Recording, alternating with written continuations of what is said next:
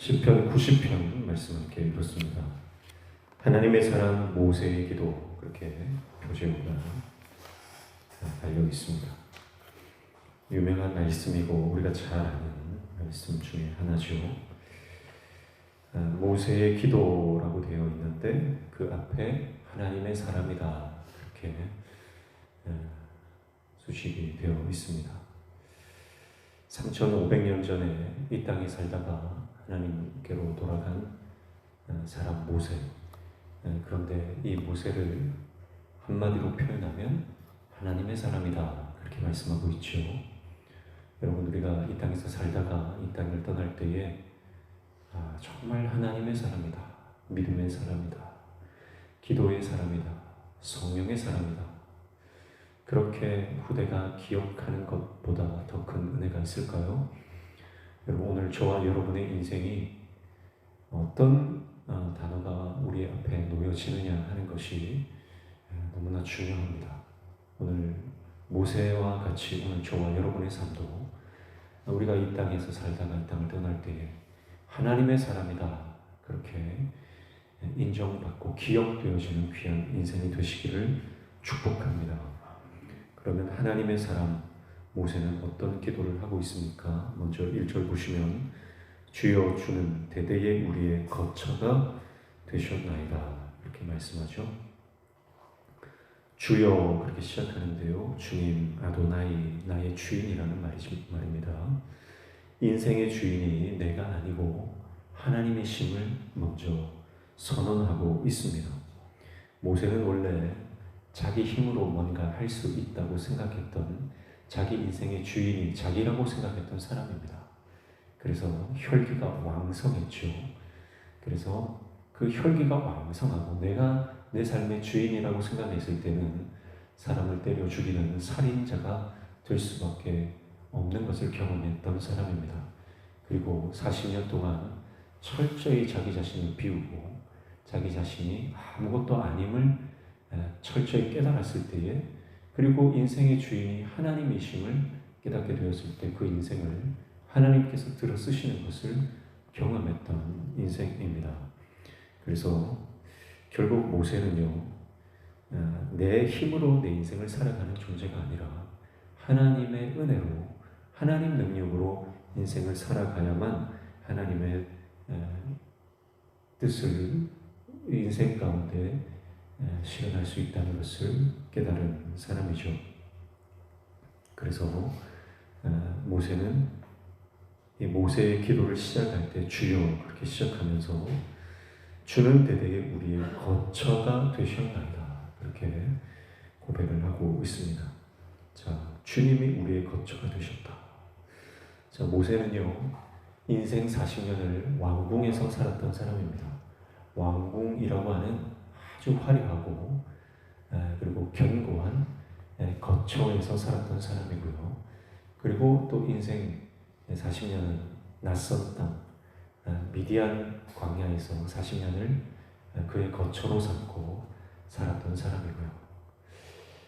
그리고 마지막 40년은 광야 가운데서 살았던 사람이죠. 그런데 그 인생을 3등분 했을 때 모세가 가장 안전함을 느끼고 가장 그 인생이 평안했던, 든든했던, 정말 내 인생의 거처가 되었다라고 생각했던 인생의 3등분 중에 한 부분을 꼽으라면 바로 광야 40년일 것입니다. 왜냐하면 광야 40년 기간은 모세가 하나님의 품에 거했던 시간들이기 때문입니다. 그래서 모세는 아마도 이 광야 40년이 가장 행복했을 거예요. 왕궁의 40년보다 자신의 가정을 이루고 살았던 미디안 광야 40년 인생보다 하나님과 동행하던 이스라엘 백성들을 이끌고 성막을 중심으로 하나님의 임재를 경험하며 살았던 그 40년의 시간들이 아마 가장 행복하지 않았을까. 그런데 이 40년 광야는요, 200만 명이나 되는 수많은 이스라엘 그 백성들, 히브리 민족들을 이끌고 가는 너무나 힘들고 어려운 길이었을 것입니다. 매일같이 원망하고 불평하는 백성들 때문에 스트레스 받고 골머리를 앓았을 거예요. 정말 날마다 진땀 빼는 시간들이었을 것입니다. 10명만 모여도 의견이 다르고 의견이 하나 되는 것이 힘든데 200만 명이 모여 있으니 얼마나 다양한 말과 소리들을 들으면서 지내야 했겠습니까? 그러나 아무리 힘들고 어렵고 왕궁처럼 뭔가 갖춰져 있지 않는 그런 공간이라 할지라도 하나님의 임재가 있는 그 공간, 그것은 아무리 광야라 할지라도 아무리 안정적으로 자리 잡고 한 곳에서 살 수 없는 곳이라 할지라도 그는 하나님의 임재와 하나님의 영광을 경험하며 살았기 때문에 하나님이 나의 거처가 되신다라고 하는 이 놀라운 고백을 하고 있는 거죠. 그래서 결국 모세의 인생을 통해서 모세가 깨달은 것, 그것은 우리의 거처는 하나님이십니다. 그래서 주여 주님은 우리의 대대로 거처가 되셨습니다 라고 고백하는 겁니다. 모세의 인생의 공간을 말하는 거죠. 모세의 공간은 하나님이십니다. 그래서 모세가 그토록 들어가고 싶었던 가나안 땅이라고 하는 물리적 공간이 있지만 그러나 이미 모세는 하나님이라고 하는 궁극적인 목적지, 그 주님의 품 안에 거했던 인생이라고 하는 것을 이 모세의 기도를 통해서 우리가 깨닫게 됩니다. 1절이 모세의 삶의 공간에 대해서 말하고 있다면 2절부터는 모세의 시간에 대해서 말씀하고 있죠. 2절에 보니까 산이 생기기 전, 땅과 세계도 주께서 조성하기 전, 곧 영원부터 영원까지 주는 하나님이시니이다. 이렇게 말해요. 모세가 인식하는 하나님의 시간이라고 하는 것은 영원입니다. 여러분, 하나님의 임재가 있을 때, 성령으로 우리가 충만함을 받을 때 우리가 겪고 경험하는 모든 시간들에 대한 해석이 바뀌어요. 하나님을 모르는 사람들은요, 내가 태어나서 죽는 것이 전부라고 생각합니다. 그래서 인생이 살다가 죽으면 끝이라고 생각하죠. 그런데 하나님을 경험한 모세는요, 하나님은 태초부터 계셨던 분이고 영원까지 계시는 분이다. 하나님의 시간은 이 영원이라고 하는 개념을 이해하기 시작합니다. 고대인들에게 이런 영원이라는 시간을 이해하기가 얼마나 여러분 이것이 대단한 것인지 우리가 알 수가 있는데요. 그래서 모세는 모세오경을 통해서 창세기에서 이 태초라고 하는 단어를 쓰잖아요. 태초에 하나님이 천지를 창조하셨다. 이것은요, 하나님의 영이 임한 사람만 깨달을 수 있는 거예요. 아무리 우리가 세상적인 학문과 지식이 많다 하더라도요, 태초라고 하는 단어와 영원이라고 하는 개념을 아무도 이해할 수가 없습니다. 그러나 하나님의 영이 임하면요, 이 태초라고 하는 것, 이 영원이라고 하는 개념이 우리 안에 들어오게 되고요, 부활이라고 하는 개념, 이것이 우리 안에 깨달아지기 시작하는 거예요. 그래서 내가 사는 인생이 전부가 아니고 하나님의 영혼의 시간 안으로 연결되어지고 그 안으로 들어가게 되는 귀한 이 경험을, 영적인 경험을 하게 되는 것입니다. 그래서 하나님의 영혼이라고 하는 이 개념이 깨달아지기 시작하면요, 나의 시간이 정말 하나님 안에서 미약한 존재인지, 얼마나 작은 존재인지가 깨달아지기 시작하는 거예요. 그래서 2절이 모세가 깨달은 하나님의 시간이라면 3절부터는 자신의 시간, 인생의 시간들을 말하는데요. 3절에 보면 주께서 사람을 티끌로 돌아가게 하시고 말씀하시기를 너희 인생들은 돌아가라 하셨어요. 티끌이라는 거예요. 그리고 4절에는 주의 목전에는 천년이 지나간 어제 같으며 밤의 한순간 같을 뿐입니다. 하나님께는 천년이 하루 같다. 그러니까 사람의 시간은요, 밤의 한순간 같은 거다. 5절에도 주께서 그들을 홍수처럼 쓸어가시나이다.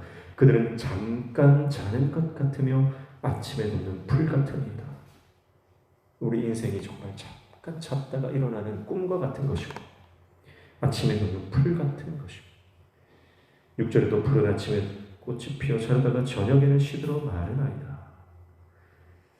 7절에도 우리는 주의 너의 손을 대며 주의 분내심에 놀라나이다. 결국 하나님께서 한번 분을 바라시면 사그라든 정말 그 꽃이 햇빛에 시들어 버리는 것 같은 그런 인생이라는 거죠. 8절에도 주께서 우리의 죄악을 주의 앞에 놓으시며 우리의 은밀한 죄를 주의 얼굴빛 가운데 두셨사오니 9절 우리의 모든 날이 주의 분노 중에 지나가며 우리의 평생이 순식간에 다하였나이다. 모세가 인생을 돌아볼 때에 하나님이 영원하시지만 그 영원하신 하나님 앞에 우리 인생이라고 하는 것은 정말 순식간이다. 그 고백을 하고 있는 거죠. 그러면서 10절에 이렇게 말합니다. 우리의 연수가 70이요 강건하면 80이라도 그 연수에 자르는 수고와 슬픔뿐이요 신속히 가니 우리가 날아가나이다. 이렇게 말씀하죠. 모세는요 광야 40년 그의 인생의 클라이막스라고 볼 수 있는 그 출애굽 후 광야 40년 기간 200만 명이라고 하는 수많은 백성들을 인솔하여 광야 가운데서 지나게 됩니다. 그리고 그 광야 40년 동안 광야에서 태어났던 출애굽 2세대를 제외한 모든 출애굽 1세대 여호수아와 갈렙을 제외하고서는 다 광야에서 엎드려지는 것을 자기 눈으로 본 사람이에요. 그러니까 40년 동안 200만 명이 그 광야에서 죽는 것을 본 사람입니다. 매일같이 사람들이 태어나고 죽는 것을 보았던 사람이죠. 40년 동안 200만 명이 죽었다면 1년 동안 5만 명의 사람이 죽었다는 거죠. 그러면 이것을 하루로 환산하면요.